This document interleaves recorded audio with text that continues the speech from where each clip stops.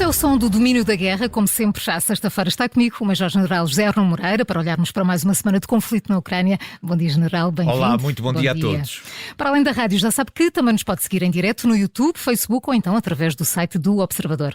Esta semana voltamos a assistir à retórica nuclear nos discursos de Moscou e desta vez acompanhada pela decisão anunciada de Vladimir Putin em colocar armas nucleares táticas russas em território da Bielorrússia. General, que tipo de sinal procura Moscou transmitir com isto e existe alguma vantagem operacional ou é apenas um ato político? Este foi realmente o assunto que dominou o fim de semana passado e que se prolongou ao longo desta semana. Na verdade, trata-se de uma alteração muito importante daquilo que tem sido a postura estratégica da Rússia relativamente a armas nucleares.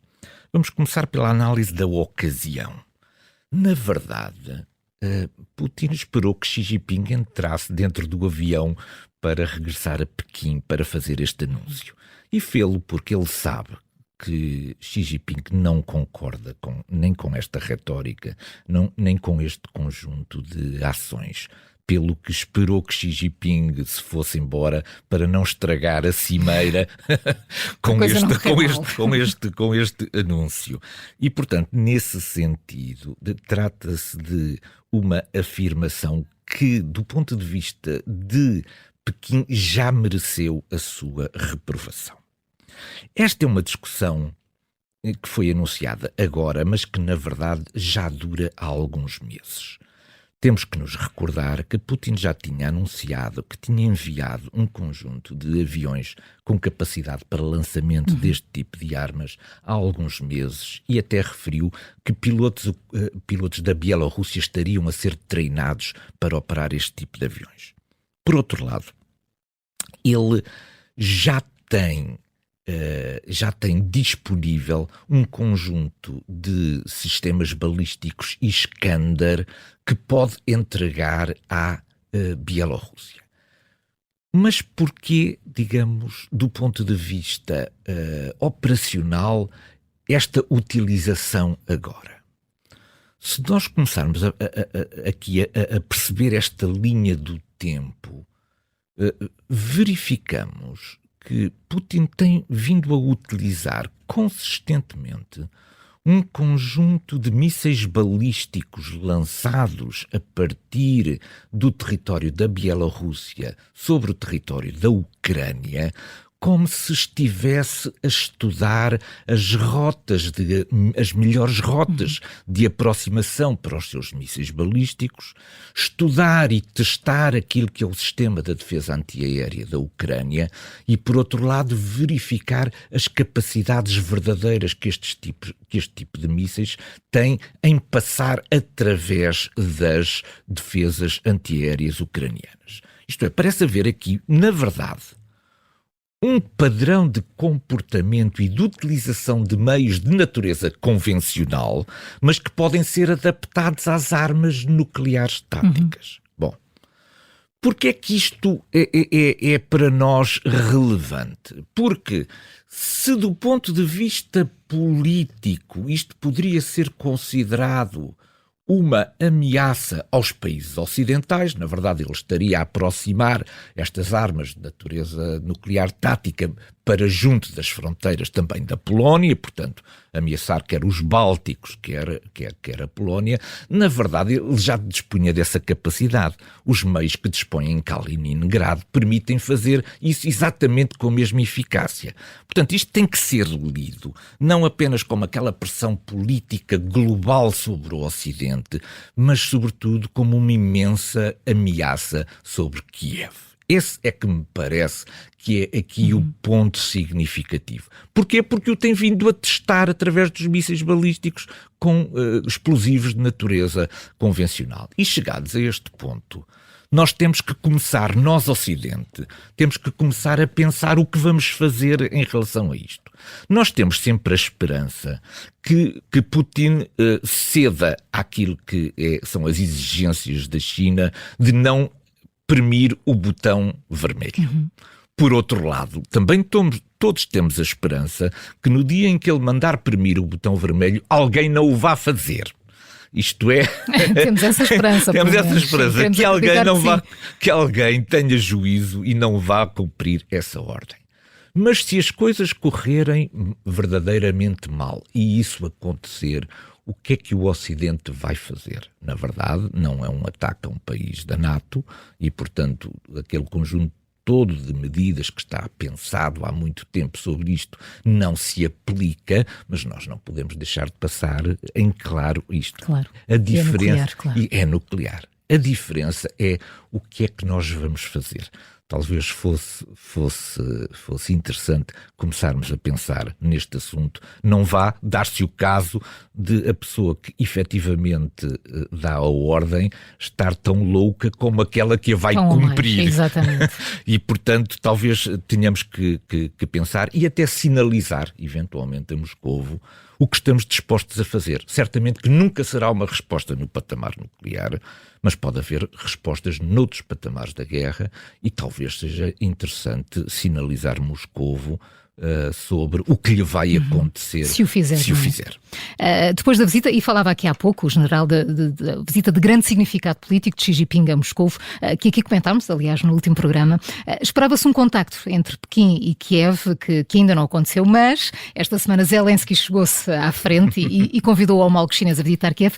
Como é que o general Arnaud Moreira interpretou este convite? Bom, nós aqui já discutimos nos programas anteriores esta questão do plano demasiado generalista apresentado pela China, do plano de paz, plano de paz a Moscou. Bom, quem apresenta um plano destes tem certamente, e até pela sua dimensão estratégica, tem certamente aspirações a constituir-se como um mediador do conflito. E a função do mediador é ouvir as partes. E, portanto, nós já no último programa tínhamos estranhado, digamos, um certo silêncio... Só ter ouvido uma das partes, exatamente, não é? da China em relação à outra parte que está envolvida também no conflito. Ora, esta semana somos surpreendidos com o anúncio do convite de Zelensky. E isto deve também merecer, talvez, aqui um bocadinho alguma reflexão. Porquê é que Zelensky convida Xi Jinping? Bom, eu tenho duas leituras sobre isto e até provavelmente uma reforça a outra. Por um lado, Zelensky fez uma leitura daquilo que foram as declarações à saída de Xi Jinping, de que não existe um completo alinhamento entre Moscou e Pequim relativamente àquilo que está proposto no plano de paz. Existem ali um conjunto de propostas, de proposições que não terão sido do completo agrado por parte de Moscou. Isto é, provavelmente, como qualquer acordo, terá que haver cedências e provavelmente Moscou não estaria disponível para o nível de cedências que aquele acordo iria implicar. Bom, como é que Moscou construiu a sua narrativa? Para não desagradar a Xi Jinping, basicamente disse isto. Isto é um excelente plano como base de trabalho, mas não vale a pena aprofundá-lo, porque o outro lado, isto é, a Ucrânia, não está disponível para aceitar um plano de paz. Foi esta a narrativa que procurou cobrir aqui, por um lado, a retaguarda de Putin para o facto de provavelmente não ter concordado inteiramente com este plano. Ora, quando Zelensky afirma e convida explicitamente Xi Jinping, destrói esta narrativa. Porque mostra que, afinal, a Ucrânia está interessada em ouvir o plano de paz. E, portanto, 1-0, diria eu, aqui neste primeiro resultado de Zelensky. Mas há aqui um 2-0 também que é importante. É que, na verdade, Zelensky tem consciência, como todos nós temos no mundo ocidental, de que a entrada da China ao lado da Rússia neste conflito iria desequilibrar a relação de forças no terreno. E, portanto, Zelensky está a procurar também agarrar a China no seu papel de mediador, porque isso reduz também a capacidade de autonomia estratégica da China de favorecer apenas um dos lados. Ao puxar Xi Jinping para a mesa das negociações e ao dar-lhe um estatuto também de potencial mediador, está de alguma maneira também a reduzir a capacidade de Xi Jinping em auxiliar militarmente a Federação Russa. Em geral, não há aqui um 3-0 quando deixa do lado de Xi Jinping a decisão, a resposta? Não haverá aqui? A Ucrânia não quer certamente melindrar a China, mas na verdade este silêncio começa a ser um silêncio um pouco embaraçador para Pequim, porque na verdade depois de apresentar o seu plano de paz, o que nós esperávamos era desenvolvimento. Claro. E este silêncio de alguma forma diz ou o plano não era adequado e tem que ser revisto desde as suas bases, ou então estão a decorrer negociações que nós não temos conhecimento e que eventualmente se possam traduzir numa consulta, pelo menos de natureza informal, à Ucrânia sobre aquilo que se está a passar. Mas publicamente este silêncio é bastante embaraçador. Sim. No terreno, enquanto Bakhmut vai resistindo, esta semana passou a falar-se também sobre uma pequena cidade, Avdiivka, em Donetsk, e os esforços das forças russas para conquistar e cercar esta cidade. General Arno Moreira, que importância tem esta cidade para os dois lados? Bom, a Avdiivka não tinha entrado ainda no nosso radar do conflito. É uma entrada relativamente recente. Mas a questão da Avdiivka é uma questão que já vem desde 2014. A Avdiivka é uma pequeníssima cidade. Uma cidade que tinha, antes deste conflito, cerca de 30 mil habitantes. E basicamente é um retângulo de 3 km por 10 km. Para termos ideia da dimensão pequena desta cidade. Ela é muito mais pequena do que Bakhmut, é menos de metade do que aquilo que é Bakhmut, onde se têm desenrolado todos estes combates recentes. Mas a Avdiivka tem uma particularidade que Bakhmut não tem.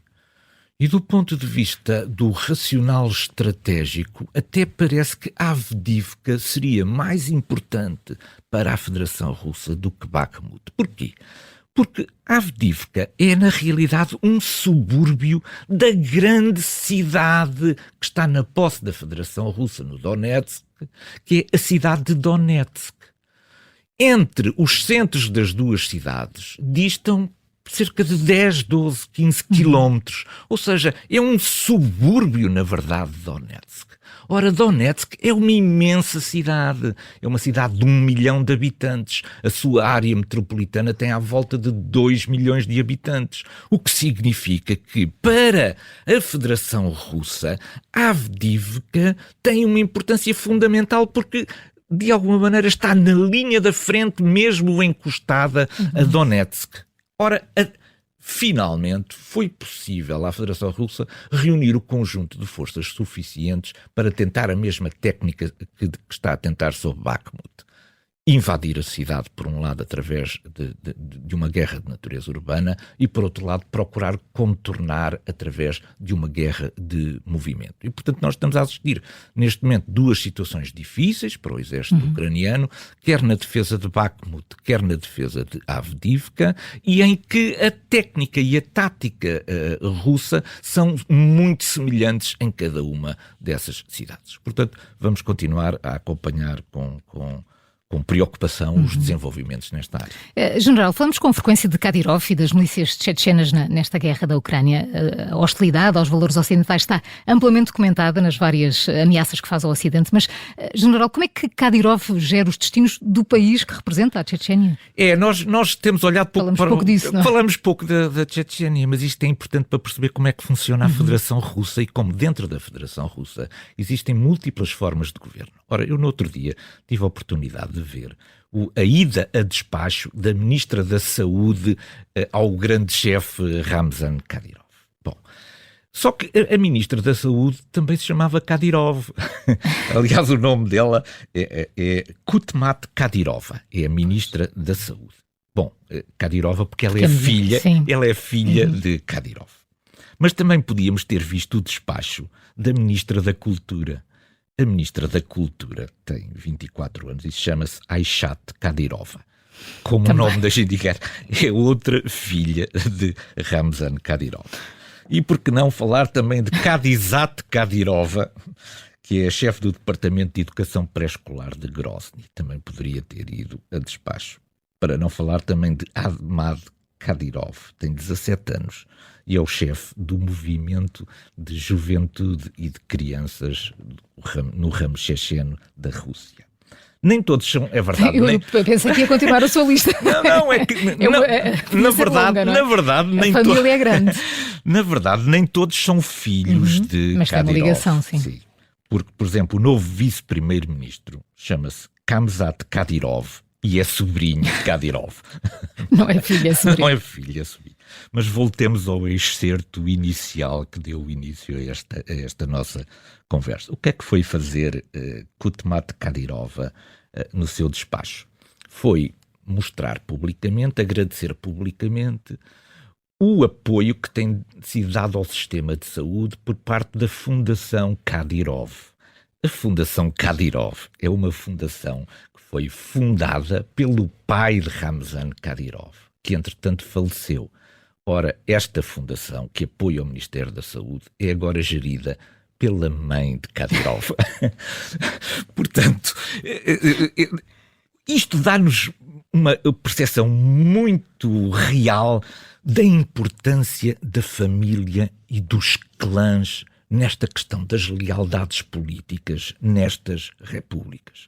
E eu termino esta intervenção sobre este tipo de gestão da Chechênia lembrando que Ramzan Kadyrov tem 14 filhos. Há, portanto, aqui um potencial... Há muitos cargos para ocupar. Há aqui um potencial ainda muito grande de gestão e de futuros líderes.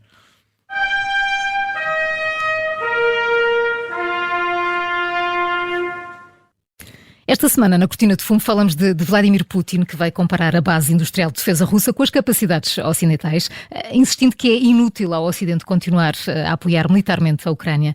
General Arno Moreira, é mesmo assim? Isto não é assertividade a mais perante os problemas que já aqui vimos, aliás, sim, no último domínio da guerra, com a questão dos T-62 e os T-54? Exatamente. Há aqui assertividade a mais e há, sobretudo, aqui uma falta de coerência e de rigor na comparação. Porque o que Putin vem para aqui fazer é trazer números, não os números reais, mas os números das expectativas. Aquilo que são as expectativas russas e aquilo que são as expectativas ocidentais, comparar as duas e concluir, de acordo com a sua narrativa, de que não vale a pena o Ocidente estar a apoiar a Ucrânia, porque a Rússia tem uma capacidade muito superior de produzir esse apoio. Mas vamos aos factos, em vez de falarmos apenas nas previsões. A Rússia perde cerca de 150 carros de combate por mês. Ora, o que Putin vem anunciar que vai, durante 2023, vai produzir qualquer coisa com 1.600 novos carros de combate. Ou seja, o que ele vai produzir, basicamente, é o ritmo dos carros de combate que tem vindo a perder em cada um dos meses. Portanto, não vai haver nenhum incremento em termos de carros de combate.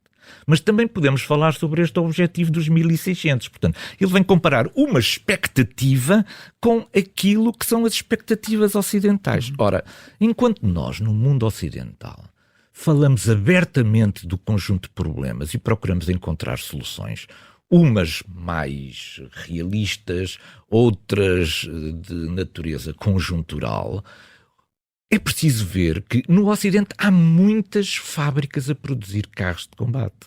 Ora, na Rússia só há uma. É a Ural Vagon Zavod, produz neste momento 20 carros de combate por mês. Por mês.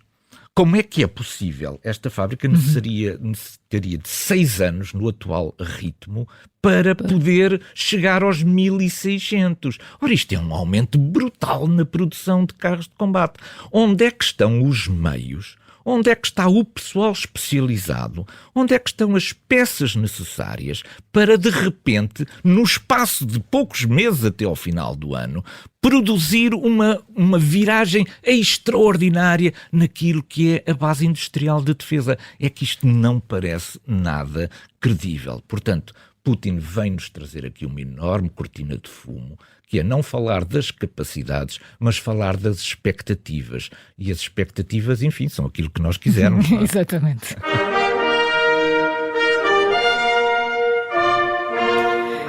Este é o nosso ponto de mira e esta quarta-feira, dia 29, o Ministro dos Negócios Estrangeiros do Irão reuniu-se em Moscovo com Sergei Lavrov para rever a cooperação estratégica e promover a cooperação de longo prazo.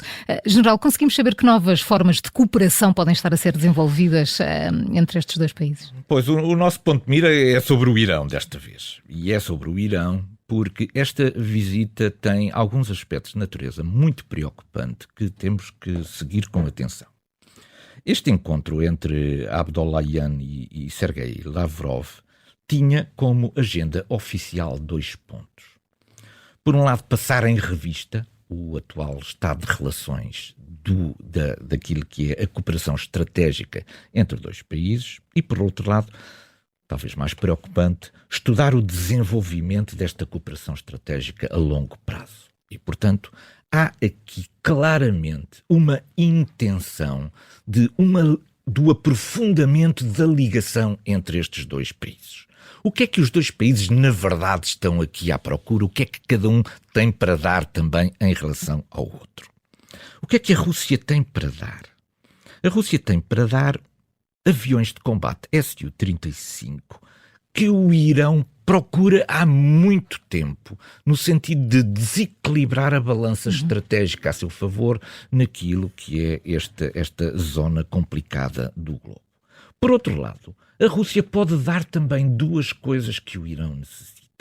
Ela precisa de puxar outra vez os Estados Unidos, forçar os Estados Unidos a entrar naquele acordo, que era o acordo nuclear do Irão, do qual os Estados Unidos se afastaram por entender que o Irão não estava a cumprir o conjunto de normas a que se tinha comprometido para evitar sanções e, portanto, as sanções continuam a afetar o Irão e o Irão gostaria de ver esse regime de sanções bastante diminuído.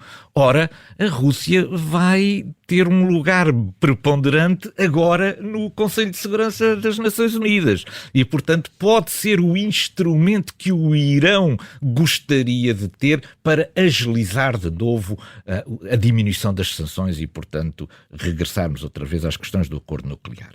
E, por outro lado, promover o plano de paz para a segurança do Estreito de Hormuz.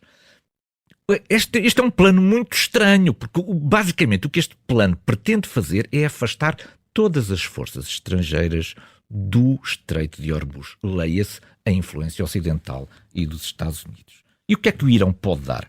Mísseis balísticos, drones kamikaze e outro material que a Federação Russa muito precisa. É preciso também ver que desde o dia 13 de março a Companhia Aérea de Carga do Irão passou a ter voos regulares entre Teherão e Moscovo. Ora, aqui está um excelente meio para fazer chegar este equipamento a Moscovo. General Arno Moreira, chegamos ao fim de mais um Domínio da Guerra. Para a semana a mais. Conto consigo. Foi é sempre um prazer. um gosto. Um bom Até fim de sexta. semana. Muito obrigada, igualmente. Boa semana. Muito obrigado.